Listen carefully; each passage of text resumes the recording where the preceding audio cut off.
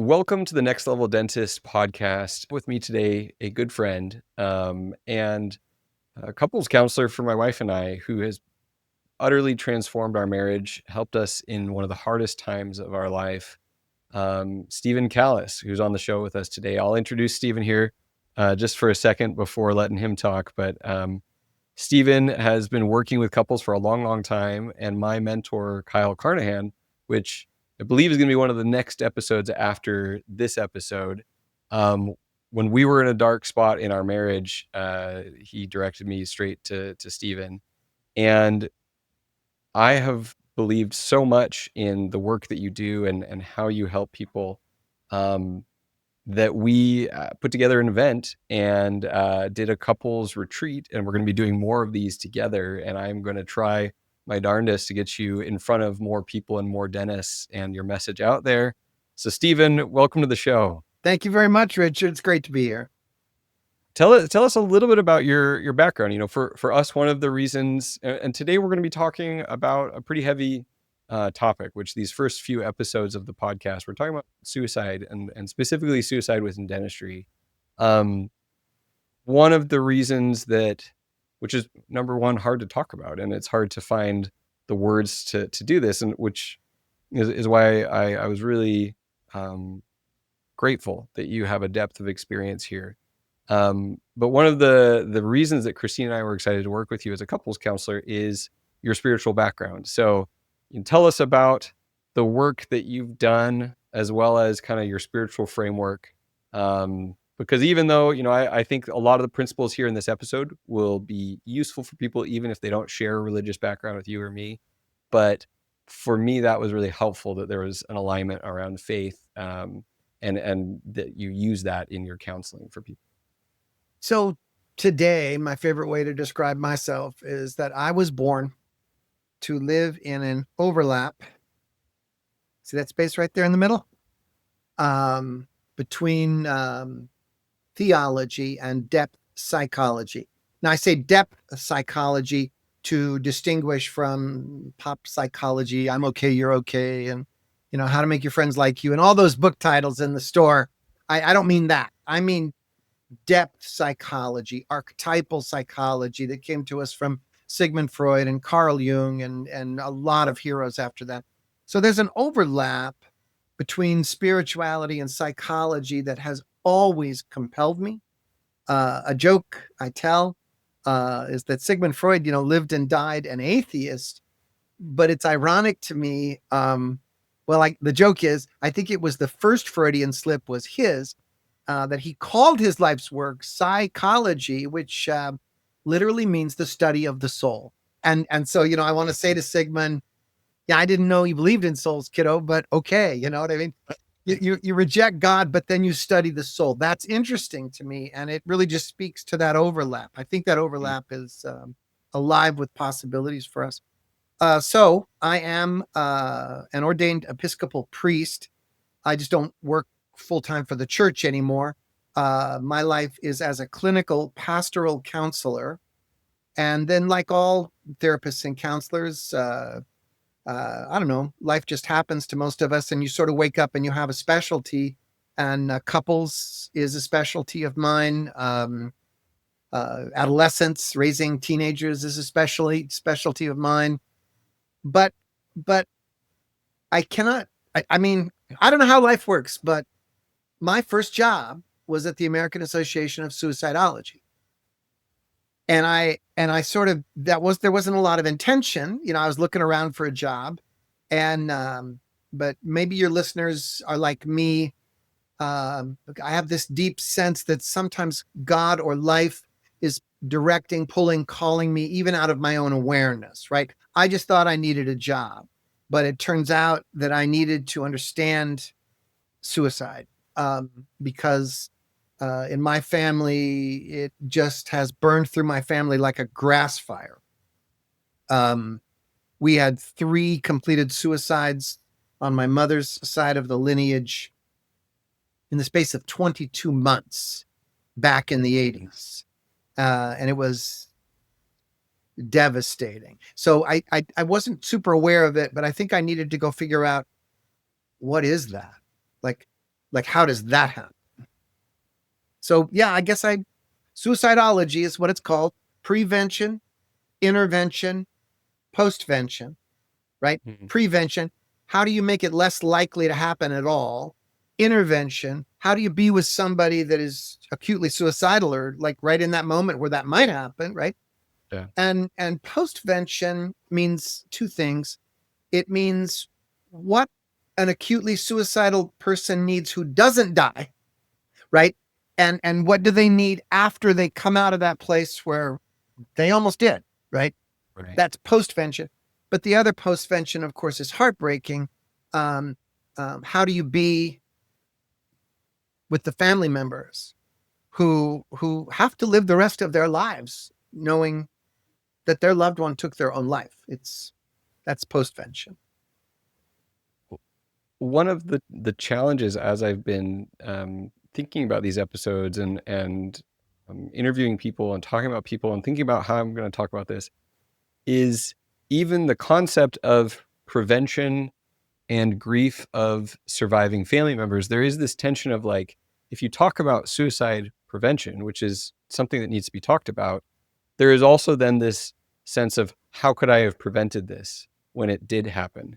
And I don't want to conflate those two. And I wanted to hear your perspective on how do you, because I'm trying to figure this out. How do you talk about suicide prevention and at the same time not laden everyone who has survived this with the guilt of I should have done more, I could have done more. Why didn't I see this? Why did I do X, Y, Z? So I'm going to make your How do you question navigate? even harder before I make it easier.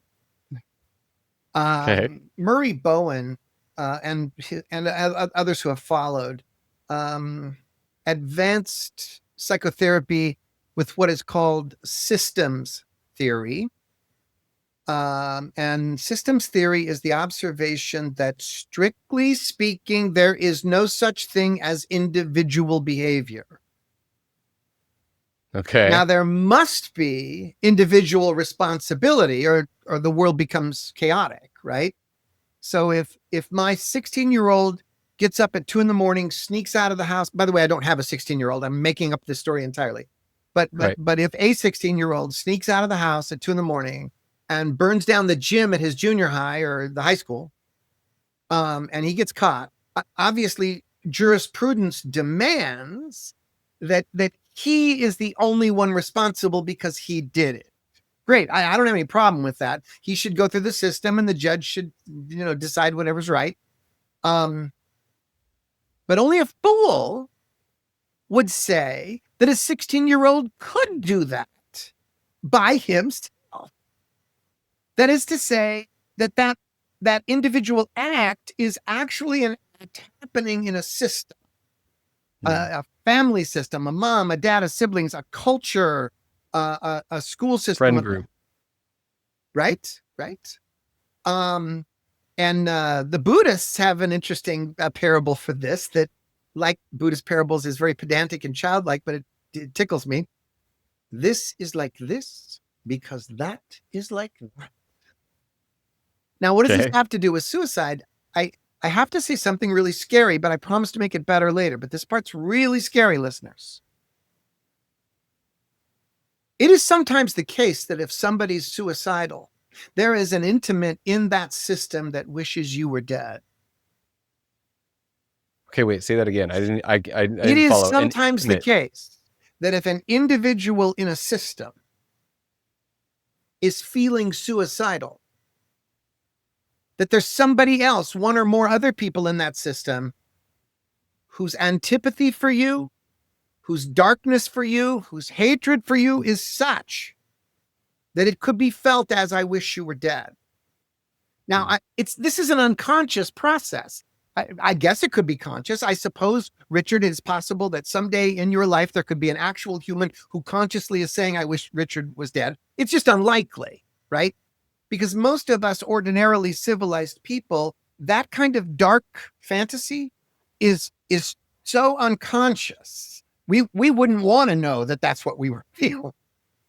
But systems theory does suggest that when someone's suicidal or someone completes suicide, part of the postvention might be owning some of your antagonism for the deceased. And so I'm saying there's some remorse or guilt here that might be necessary. On the other hand, sometimes the survivors of suicide, by the way, that's what we call them. We don't mean you tried to kill yourself, but you lived. You're a survivor of suicide. Right. A survivor of suicide is a family member who has survived another family member's death, right? Okay. So often we find that survivors of suicide will construct a narrative of guilt that's horse hockey, that's doo-doo, that it's like totally made up. Now you ask yourself, well, why would somebody want to make up a story so terrible, right? That says, had I come home from work on time, Calvin would still be alive, like that story. Or had I been more loving when Kathy was going through the divorce, Kathy would still be alive. Or, fill in the blank, right? Why would we create a story of guilt? The answer astonishes,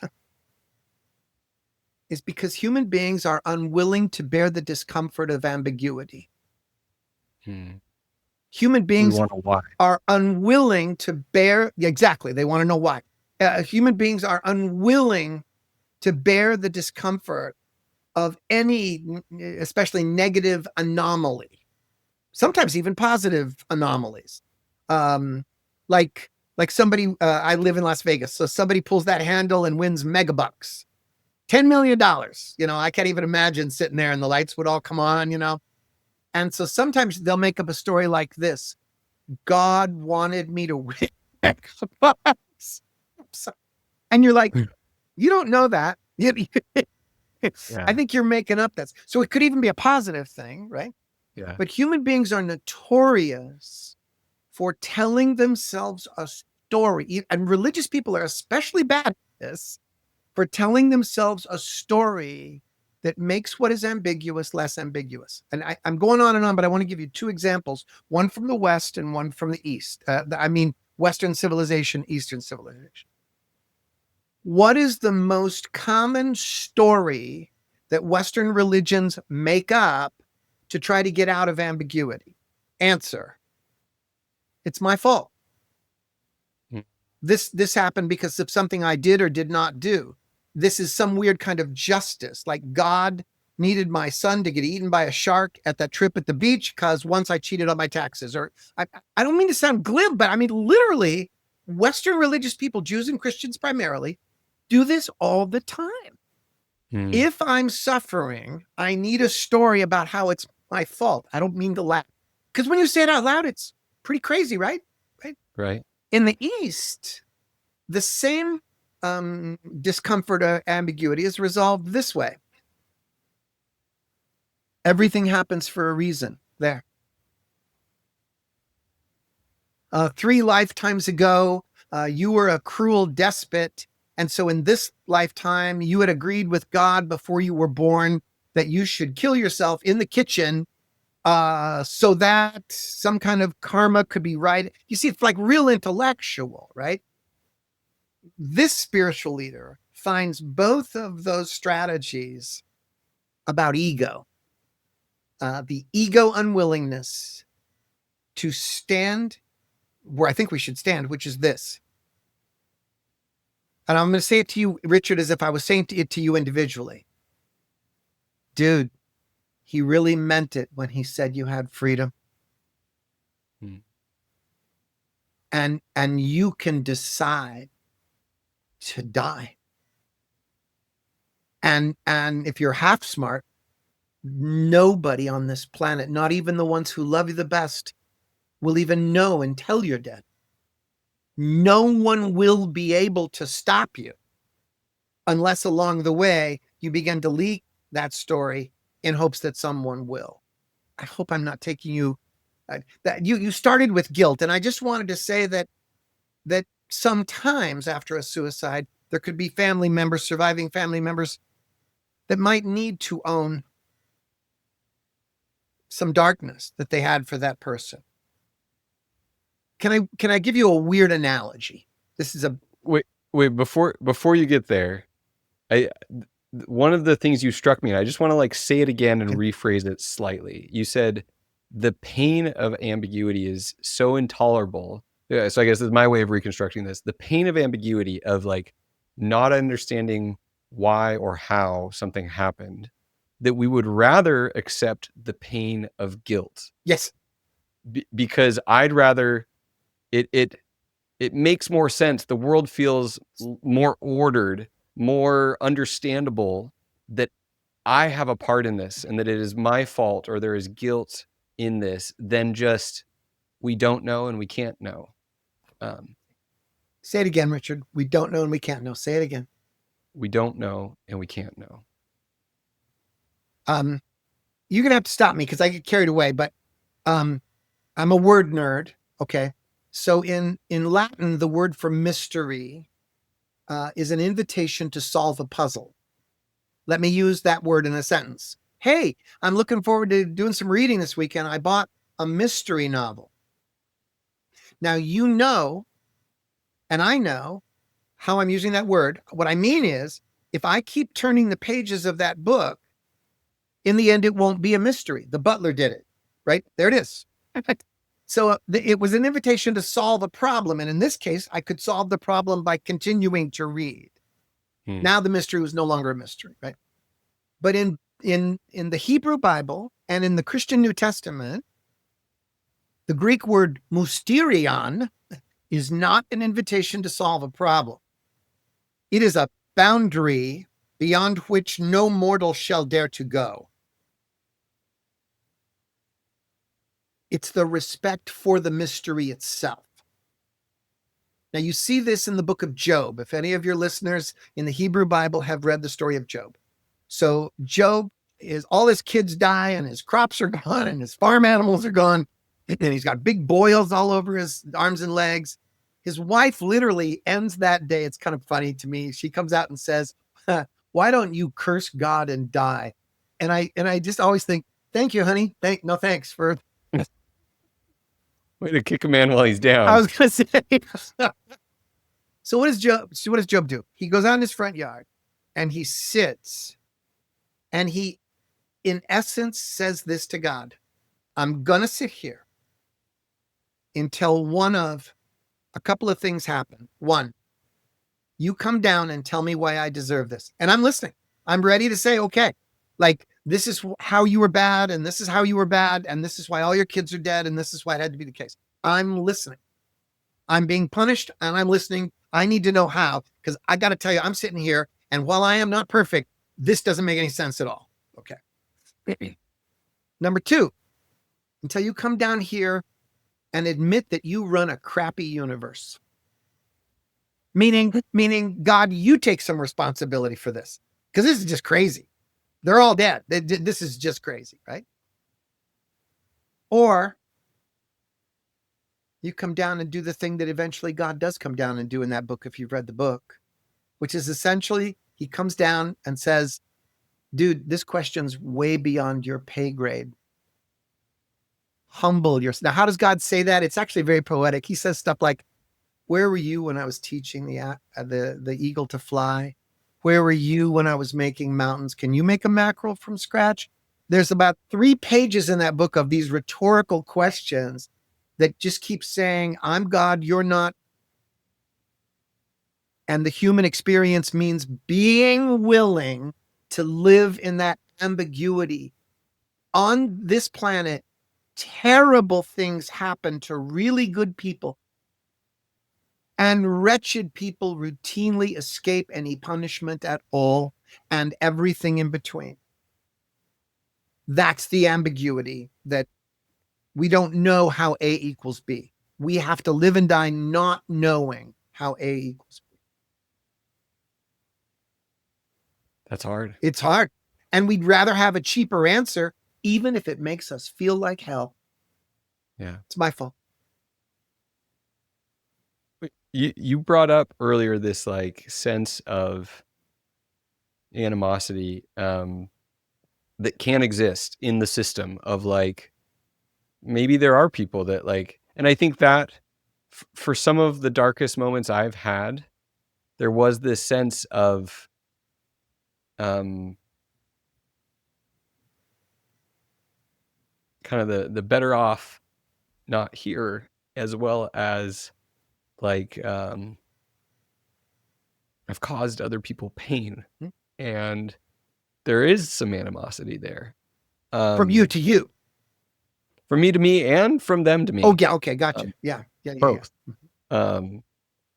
And, you know, I was just thinking about this friend I had growing up. He, you know, went to the same church as me. And in my faith, we have early morning Bible study called seminary. Yes. Before high school. So it's like, you got to wake up extra early. And I remember he would drive me. He was like, he must have been 16 or 17. I was probably 14 or something like that. And he introduced us to Metallica. He was kind of like a like School of Rock. Why can't I think of his name? Jack Black. Jack Black. He was kind of reminds me of Jack Black. Just like kind of a jovial, intense guy. Loved rocking, but kind of didn't have his act together. And in his adulthood, like mental health really kind of took a turn for the worse, and things were really hard for him. They were really hard for his family. And at some point, the cops were called and came over, and in the struggle, he was shot. And in some ways, it was kind of a roundabout suicide. It was kind of a like a cry for help, and also I don't know. But there was this sense in his passing of relief, and I don't think it's what you're talking about, this animosity. There was a sense of relief for both him and for his family, of like, here was someone who fought these demons that there wasn't a lot of answers to, and I don't know why I'm thinking about it, and I still don't know how to process that, because it's not like they wanted him dead, but at times he went through dark moments like this. So if I may, you have kind of moved the discussion to the next place. You're right. This story you told would not be an example of an unconscious projected darkness or animosity towards someone that then later killed themselves. This is more a pretty conscious lamentation for somebody that you care about and you love, and you just over and over again, life seems too big for them, and they keep making terrible decisions, and they suffer because of that. And you don't want them to suffer, right? And other people suffer around them because those decisions have consequences, you know. And when those people die, there is a very normal, it's unsettling sense of, oh dear one, I'm weirdly glad this is over for you, and maybe you'll go to God, and what I want now is for you to go to God and figure it out. I want maybe up there somebody will just hold you in a way that none of us could hold you, right? But the relief is not a bad thing. It doesn't mean you wish them dead. It means you're really glad it's over. And that right there, thank you for helping me kind of verbalize that and understand that, because I think there can be some guilt in that as well, of feeling that relief for them, who kind of a tortured person who can't seem to find relief. And if you think about what you're describing spiritually, what something that happens every day medically. Many of your listeners, if they're over 40, have had at least one experience of a loved one in a terribly slow-moving but debilitating disease, a long-term cancer, a long-term blood disease, and the pain they've had to manage, and the treatment, and that moment when the treatment almost is more cruel than the disease, you know, and now they're in hospice, and they have such high levels of medication because they're in such agony. And then suddenly they take their last breath, and there's a sense in which the family says about grandpa or mom or dad, praise God. that death is this kind of healing moment, that it's whatever I'm going to think about death, you're not suffering anymore. And there's a relief. And I don't want people to get it twisted listening to this and think that like we're saying that like this is a good answer or a good solution, when it does proceed. And that story I gave was kind of a weird example where it wasn't suicide. And let's talk about that, because the AAS has words for this. Okay. There's this thing called subintentional suicide. Now, I don't know why this might make you laugh. It's really okay, because sometimes it's so nutty to say out loud, it kind of makes you giggle, but here goes. Subintentional suicide is an entertainment medium in Western civilization. We will pay good money to watch people almost die. In Europe, there was a family called Wallenda, and the billboard said the Great Wallendas. And they were trapeze artists and tightrope walk artists. And on the billboard in Europe, it proclaimed proudly that they worked without a net. Now, nobody wants to think about this, but imagine you paid good money to sit in your little circus tent. Whoa, whoa, oh my gosh, oh, whoa, and you clap and you cheer, and it never occurs to you once that you have just paid good money to watch people almost die, and you've called that entertainment. And they couldn't use without a net in the United States because it was considered child abuse, because I'm saying this was the Wallenda family. There were minors in this circus, right? I don't mean to pick on the Wallendas, but this is just an obvious example. By the way, Grandpa Wallenda eventually died somewhere in the Caribbean, Puerto Rico. He eventually died on one of his building to building walks, because eventually you make a mistake, right? You make a mistake. Yeah. There's a sense sometimes that I think NASCAR has a little bit of this. At those speeds, those cars are certainly built for safety, and they got their helmet and they got the fire extinguishers, but people die. People die. Well, I mean, even American football to a lesser degree of the injury and the stakes and all of that. Like we're watching, it's not a gladiator match, but like there's real debilitating injury. There's real stakes involved. Yep. Lion tamers. Like, it's a lion. Why would you want to be in a cage with a lion? Why would you tell anybody, go get in that cage with that lion? All right.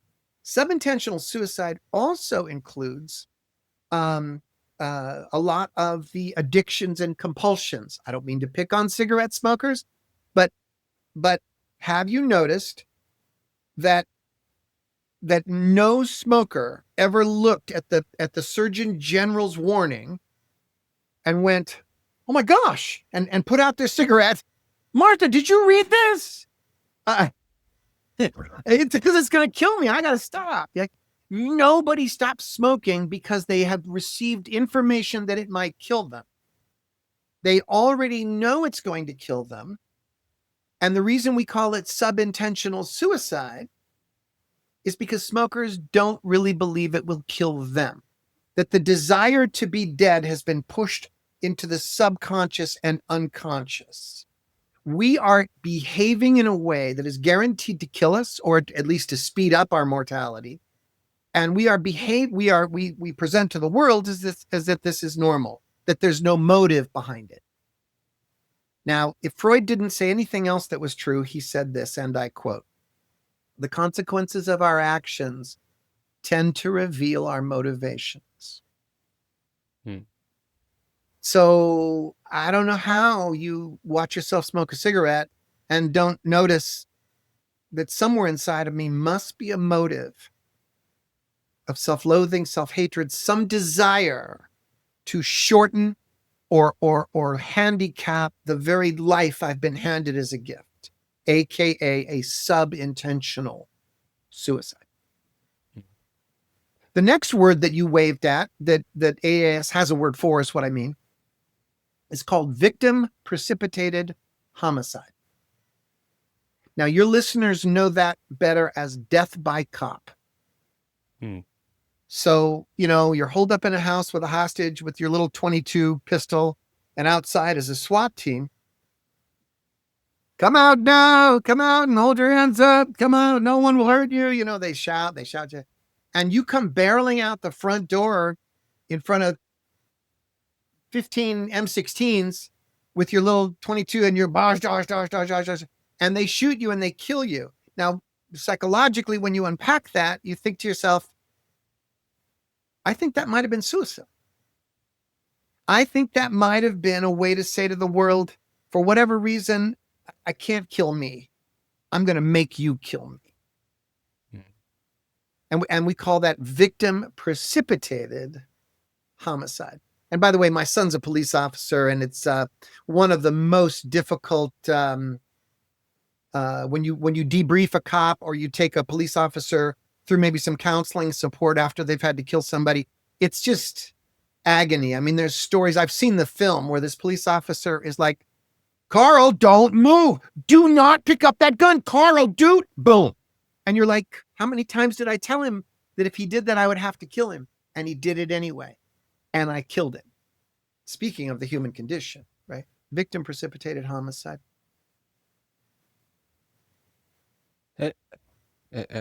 I think we're probably gonna have to do 2 episodes, Stephen, Okay. if because there's so much here. This also reminds me of two statistics that we talked about before the call, which was the 2011 study that said the suicide rate of male dentists is 8%, and versus the general population was 0.5%. And there's been other studies in other countries and other situations, which, by the way, if we're talking about a dentist in the United States who's a private practice owner in our medical system versus someone in another country where it's private, public health and all these different things, like absolutely, there's going to be different rates of pressure and all these different things. But and then the fact that the difference of completion of suicide from men to women, but there is this story in dentistry that I don't know if it's true or not, of dentists, long day at work, they put on the nitrous, they crank it all the way up and fall asleep. And that is this thing that happens. And I don't know if that's true. I really don't know if that's true or not. Actually, and this is my ignorance, like I don't even know if that can kill you. I'm assuming, otherwise we wouldn't be telling this story. Between that and drug overdoses, which may or may not be intentionally suicidal. Someone might be doing drugs to the point where they die, but their intention was to have a good time.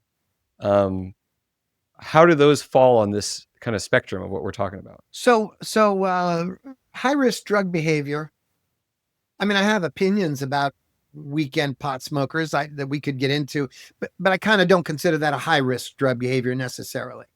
I have opinions about people who, as long as they're not driving, maybe hole up in their backyard and drink way too many beers. I have opinions about that, but maybe not a high risk behavior, at least not if it's occasional.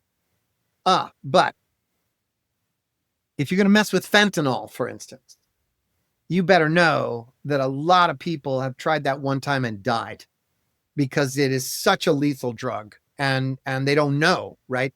So it is absolutely possible to recreate in a way that is both reckless and ignorant. And we could say, I'm still going to ask you to own some sub-intentional suicidality. You're not willingness to take risk. That the high risk behavior has meaning for you, right? But there is, at the end of the day, an accidental suicide. Just because I didn't know how much fentanyl to inject, or I didn't know about nitric oxide. But let's go on.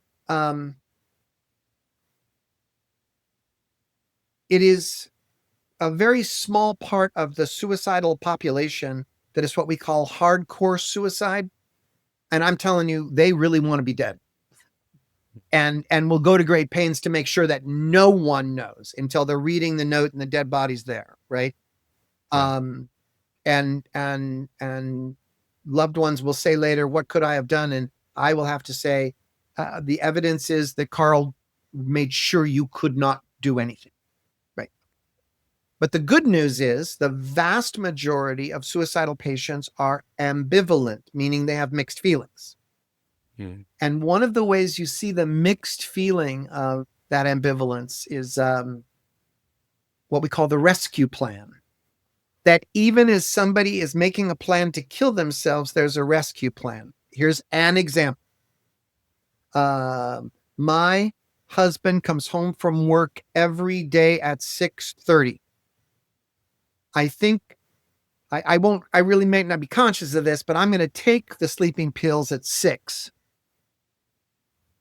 And this is not conscious, but he's going to come home at 6:30 and I'm going to be unconscious. I'm going to be in a bad way, but he's going to call 911. I'll wake up in a hospital. I'll have lots of attention. I will have certainly done what I wanted to do, was to make the world see me, right? But I won't die, right? And sometimes the Tuesday afternoon you'll pick to do that is the day, and how could you know that he had a flat tire in the parking garage? Right. And his phone wasn't charged and he couldn't call you. And so he doesn't get home till 7:30 and you're dead. And sometimes we think the evidence suggests that the rescue plan failed, that there was no way out. Most suicidal people will spend days, weeks, and even months dropping flares, we call it, around their family system and their friends' system. They will start to behave and move and use figures of speech that, if you've had my training, you'll be like, whoa, what did you say? You'll jump right on it.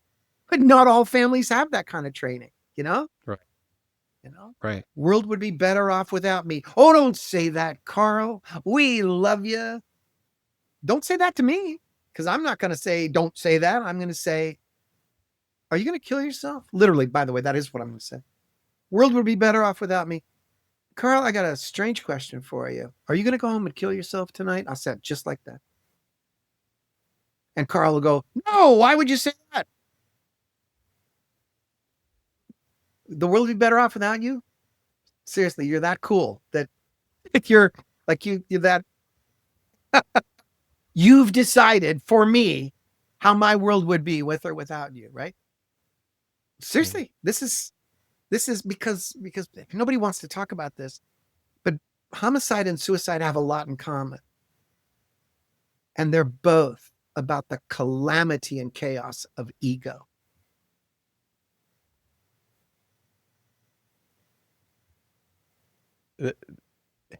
You brought up this subcategory of suicide you called it hardcore suicide.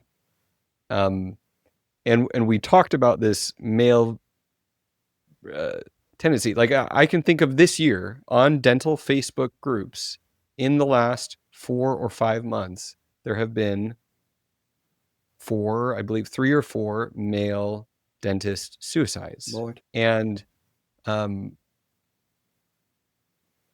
I know females complete suicide. I know this is just as much a thing, and there needs to be as much awareness. But someone brought up this sense that as medical professionals, dentists, other medical professionals, when someone has made up their mind, their ability to carry it out, being a medical professional and kind of understanding a little bit more, tends to be higher. Yep. And you brought that up with males versus females. Talk to us about like this ability to carry through or propensity to carry through with it.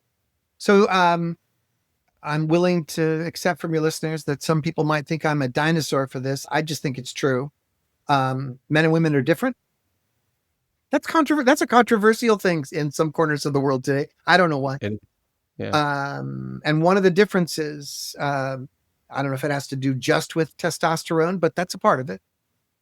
Aggression and the potential for violence is simply greater in men, and by that I mean physical soma violence.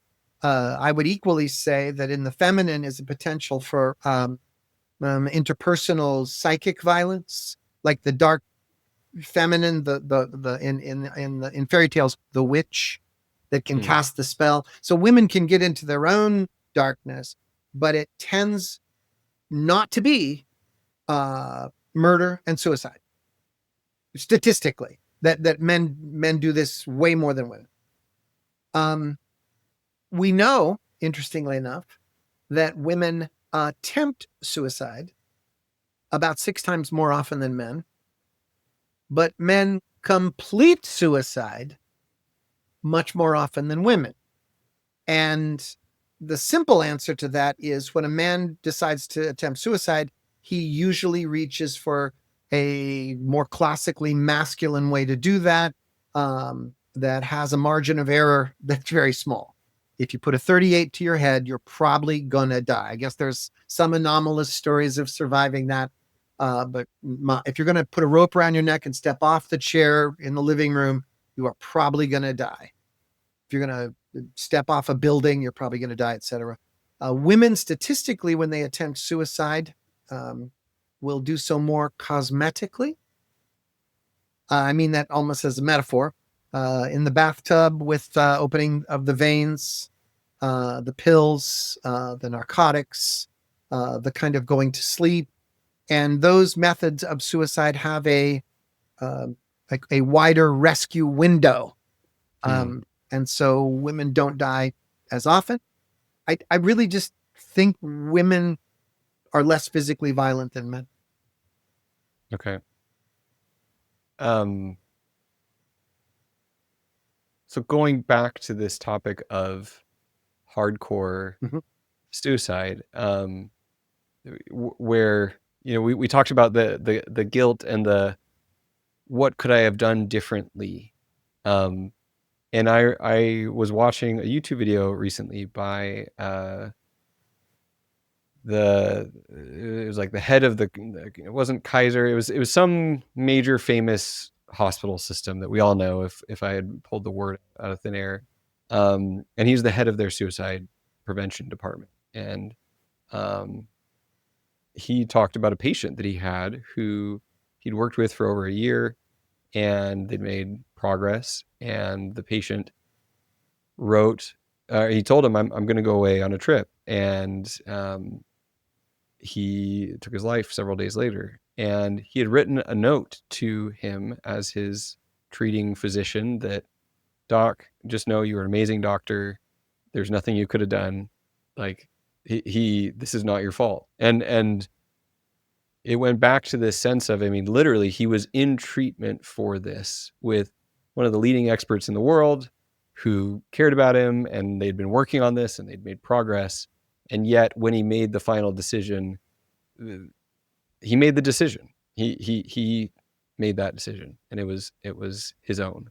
And I don't know why that story brought me comfort of there is this level of you could do absolutely everything for someone, and if they make that decision, they're going to do it in a way that intentionally doesn't allow anyone to prevent them from doing that. Intentionally does not.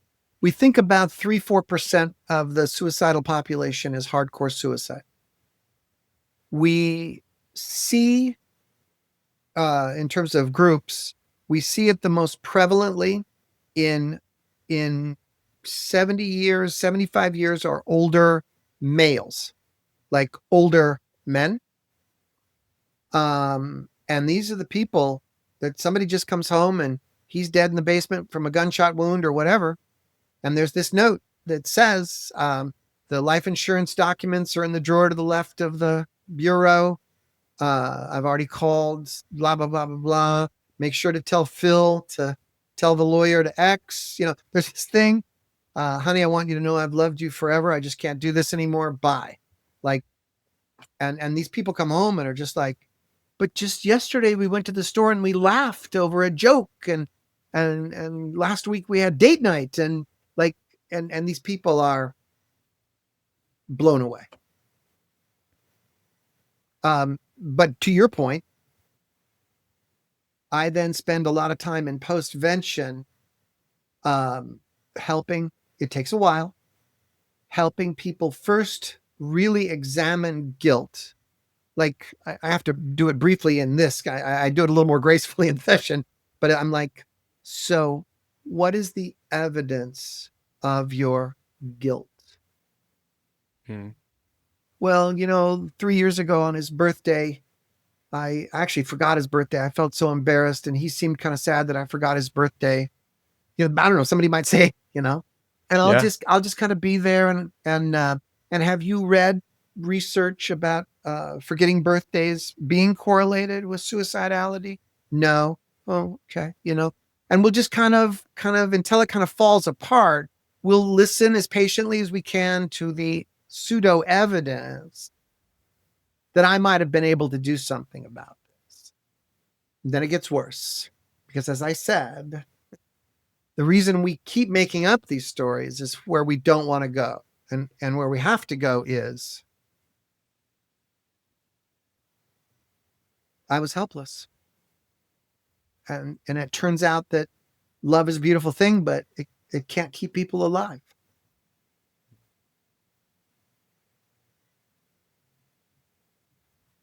I didn't expect to lose it right there. It's gripping. You know what I mean? This is this discomforting place that makes any man who's not a sociopath lose it. You're like, you sort of want to use the F word in a sense. You just sort of want to just say, wow. I'll just say wow instead. Wow. Back when I was at the American Association of Suicidology and working the crisis line, people would call and you could hear the anger in their voice.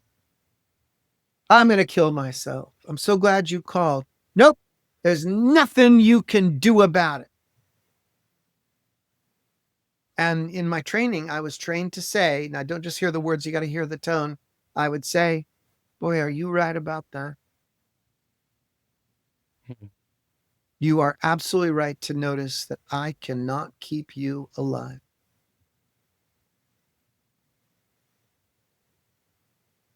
And that would always just change the antagonistic energy, right? He had nothing. Oh, yes, I'm smart enough to keep you alive. I'm glad you called. Is not the answer, because first of all, it's not true. And second of all, it would just feed the antagonism, right? And by the way, if your listeners care, after we sort of calmed him down, then I would say, it's kind of mean, but I would say, I'm curious about one thing. The Phoenix phone book we still had phone books in those days. I would say the Phoenix phone book's a great big book. And you could have called Sears, you could have called Taco Bell. Do you know that you've called Impact Suicide Prevention Center? I literally said that. Steven. Does it seem ironic to you? Well, okay. So my sister is landing here shortly in the Indianapolis airport, and I'm going to have to go pick her up and that kills me because I want to continue this conversation. Let's do it again. And let's do it again.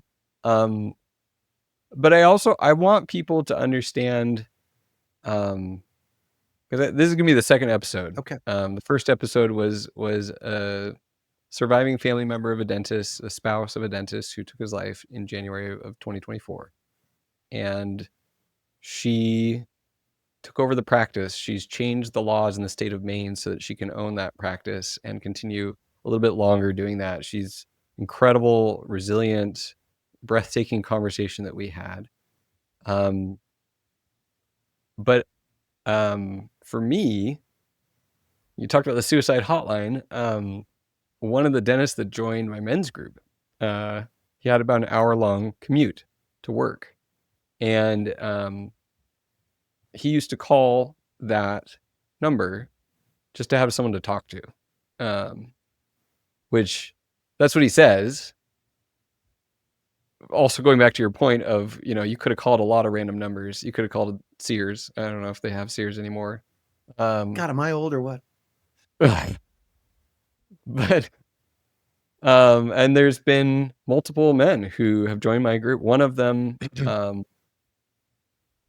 sent me a text about, like, the other day was one of the darkest moments of my life, and I had talked to him about my group. This is last October when I first started it, this men's group, Next Level Fathers, and he kind of ghosted me. At first he was interested and then kind of disappeared, and I kept following up with him, and I was like, I'm not going to let this go because you said something, you left a crumb right there that, like, I can't shake. And he did join the group and later admitted that he had a very, very, very dark moment days before having that conversation with me. And then yesterday, I posted on Facebook about there's these dental Facebook groups. It is a thing. There's 10s and 20s and 50,000 people in some of these dental Facebook groups. And apparently my, like, talk of burnout publicly in dental forums on Instagram and other places triggered something in this dentist, because I also have a business, this company, this Next Level Fathers. It is not a freebie. It's not a charity. It is a transformation. It's coaching. It's a mastermind. And just felt very, very annoyed that I would talk about burnout, kind of using it as this pain point to poke at, of like, dentists are burnt out. You should join my fitness group and take your shirt off, which is, is what he was kind of poking fun at, of like, it is kind of ridiculous. We're going to get a 6-pack, and somehow along the way that is going to help with the negative self-talk, with the spiritual crisis, with being a better husband and father, coping with pain, the stories that we have. So this physical journey leads to a spiritual journey in our group, and he's understandably skeptical. And so I posted about getting poked fun at by a leader of one of these dental Facebook groups, and one of the guys in my group. Let me pull this up. Sorry, this is anytime you're, like, reading or researching or Googling on a podcast, it makes great content. Just kidding. Where is this? Here we go.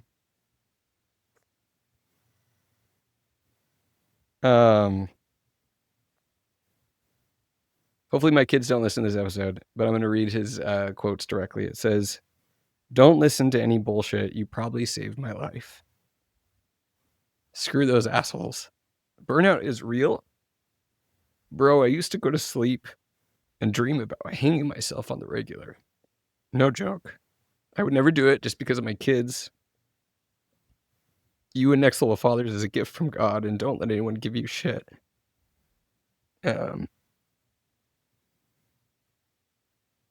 So, like, there might be some people who are like, okay, he's using suicide as, like, a controversial topic to get more views, to get more interest in his weird dental mastermind where there's a bunch of topless dentists, male dentists, by the way.